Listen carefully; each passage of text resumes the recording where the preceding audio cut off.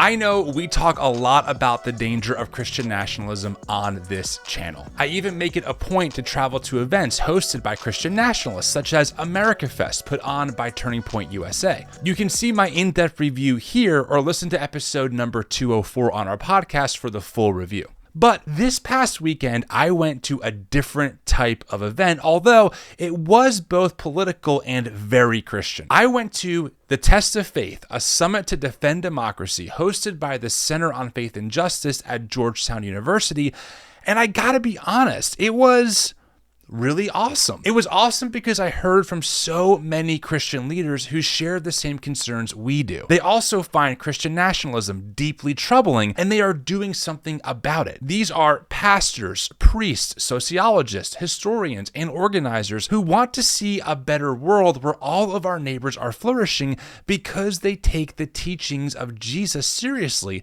to love our neighbor as ourselves. And for me, this really was a much needed breath of fresh air because a lot of my work is focused on exposing the agenda of Christian nationalism, but up until recently, I didn't know if it was possible to be a Christian and to embrace inclusive, justice-oriented values. See, I grew up a conservative evangelical, so I was fed a pretty steady diet of Christian theology that saw things like social justice as a false gospel. And eventually, I watched my own faith tradition turn towards a man whose only value, it seemed, was to maintain power at any cost necessary. And I didn't really understand how this was happening because the Christianity I experienced as a child seemed, on the surface anyway, to be primarily concerned about saving souls from hell and radicalizing me into being a soldier in the Lord's army to do that. But as I got into my teenage years, I experienced an evangelical subculture that actually was quite tapped into the culture wars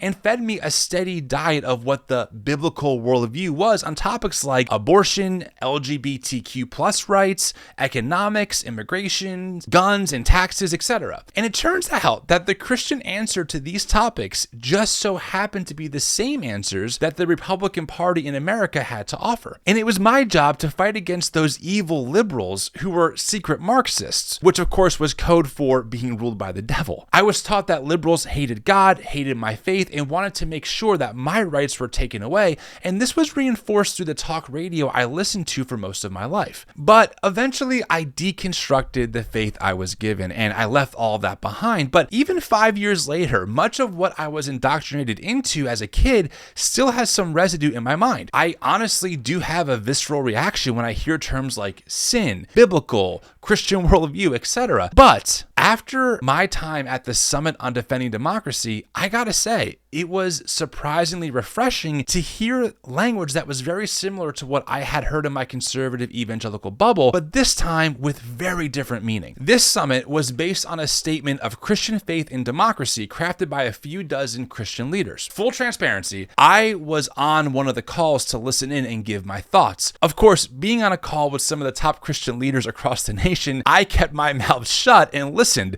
but still, it was an honor and a privilege to be asked to participate and be one of the initial signers of the statement. Being able to be in conversations like this is made possible because of the generosity of this community who donate to keep this nonprofit organization going. If you want to support the work that we're doing to defend democracy, you can click on the link in the description or the show notes to support us. Now, this statement is a few paragraphs long, so I won't read it all here, but I will highlight a few key pieces, such as its willingness to recognize that the rise of anti-democratic sentiment and nationalist ideologies imperils our common life and threatens the cultivation of communal and global peace, and that as followers of Christ, we strive to meet this moment with clarity and courage, charity and conviction, drawing on the depths of our moral imaginations and the theological traditions to articulate afresh a theology of democracy that is fit for our times. The statement also says that core to Christianity is the belief that all people are made in the image and likeness of God, Genesis 1:26-27,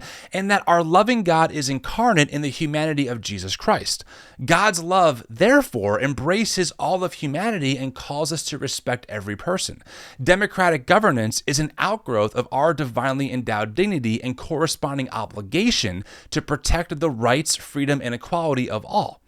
The whole statement, frankly, is really powerful, and I recommend reading it and signing it. The link is in the description or the show notes. Now, this was not the biggest event I've ever attended. I'm guessing about 150 to 200 people, but the people in the room were powerhouses in their own right.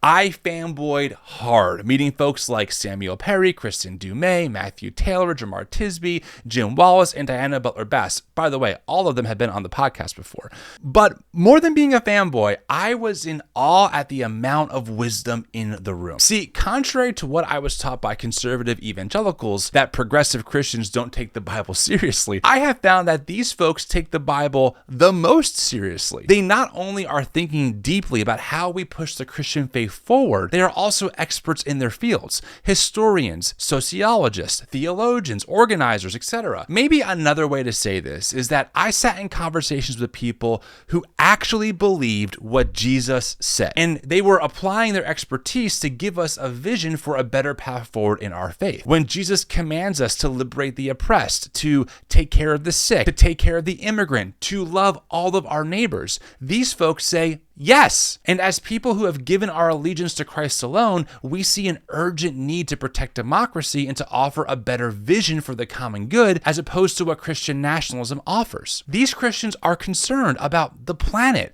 gun violence, the separation of church and state, the plight of the marginalized, ending the death penalty, systemic racism, and so much more. These Christians find Christian nationalism deplorable because it's a complete distortion of the teachings of Jesus. And I gotta say, it was really, really refreshing, because one of the questions that we're left with when deconstruction finds us is, now what? Is there a path forward in the Christian faith that actually takes the needs of my neighbors seriously? Is there a path in the Christian faith that gives me an ethic to be guided by that actually promotes the flourishing of the people around me? Is my only option to be a MAGA-loving nationalist or to have no faith at all? The answer is no. That's not your only option. And I had this moment of clarity while attending the summit. For so many years, I had to read the Bible and ignore certain parts of it. Did Jesus really mean what he said when he told the rich man that it's harder for him to enter the kingdom than it is for a camel to go through the eye of a needle? Did Jesus really mean it when he said to love our enemies? What about the verses that critique those in power who oppress those below? What about James 5, which tells us that business owners who exploit their workers for unfair profit are in danger of judgment when God returns? I was taught to ignore those verses before, but here at this summit, these verses are exactly the reason to be concerned about the social issues we're facing in our historical moment. Again, it was refreshing. Speaker after speaker standing on their Christian principles and Christian values,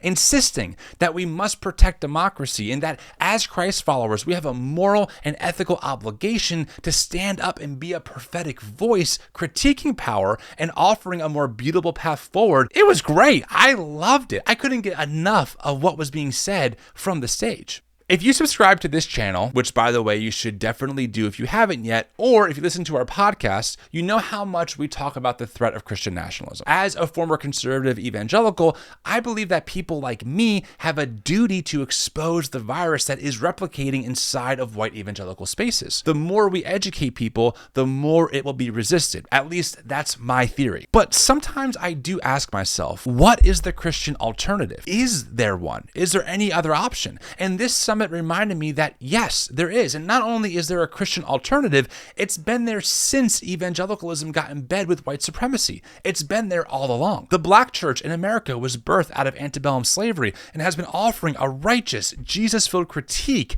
of white supremacy for centuries. White Christians like Jim Wallace, who is the director of the Center on Faith and Justice, grew up like many of us and left it behind after his experience with the Black community in his city changed his life. Jim Wallace also found sojourners and has been in this work for 5 decades, fighting against white Christian supremacy. There is good news. Just because we didn't know about the alternative Christian paths doesn't mean that they were never there to begin with. Many of us grew up in this basement of Christianity. We didn't know there was a house above us. The basement gatekeepers told us that there was only a desert wasteland and we'd surely die if we left their room. But That wasn't true. That was never true. For hundreds of years, Christians have been on the side of the oppressed. Christians themselves have been oppressed by the type of Christian supremacy many of us were discipled into. And this summit reminded me that the Christian tradition is so much bigger than what I was raised in. There are better answers, but it requires work. Something that still resonates with me from my evangelical heritage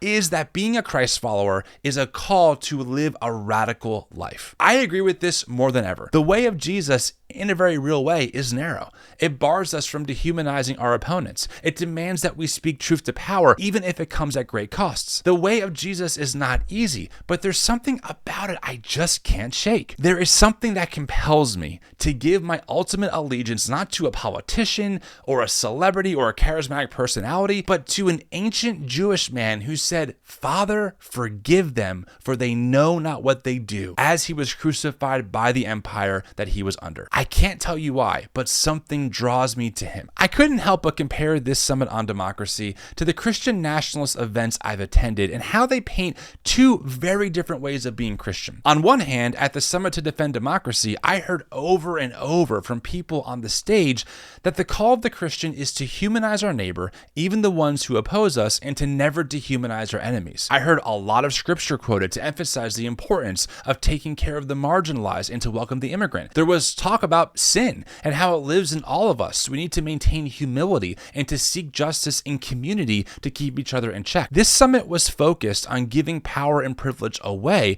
to make sure that our neighbors who have experienced historic injustices were able to gain equity in the same America I live in. People were concerned that if democratic norms are eroded, we might slide into authoritarianism, which would further harm our neighbors. On the other hand, at Turning Point USA's America Fest, I heard constant calls to take back America, to destroy political enemies, and I heard a consistent rhetoric of dehumanization of opponents using distortions of Christianity to justify it. Event organizers insisted that third worlders were destroying cities and that as Christians we had to stand for biblical truth, which meant electing the man found liable for sexually assaulting a woman and to make sure that queer people were shunned in our society and kept to the margins. Their version of biblical truth leads them to decry DEI initiatives and call it reverse racism, insisting that there is widespread white persecution happening in America, that churches are under attack, that the rights of the church are under attack, and if a Democrat gets elected as president, America will cease to exist. Two political events run by Christians with two very different messages and outcomes. One seems willing to pick up a cross for their enemies. The other was organizing the building of crosses for theirs. I know which side I'm on. Thanks so much for watching. Would love your thoughts in the comments. Make sure to like this video, subscribe to our channel. Talk to y'all later on.